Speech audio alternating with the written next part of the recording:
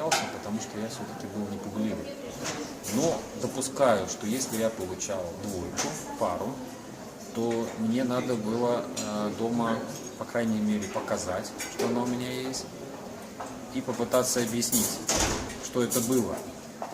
Но так как у меня таких случаев было практически один, когда я получил двойку, соответственно, я свой страх сам и переработал. Я просто дневник спустил в мусоропровод по дороге домой. Больше всего на свете в школе я боялась прыгать через коня. И все. Ну, потому что какой-то он слишком был большой, слишком длинный. У меня не получалось. А поскольку я была везде отличница, вот это вот западение меня волновало.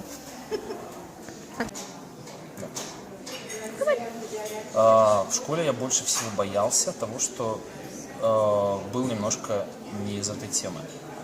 У меня были немножко другие интересы, у меня были немножко другие друзья, а в школе как бы было все чужое. В школе меня очень сильно убивало всегда то, что это такая махина, которая работает не для тебя, не на тебя, а против тебя.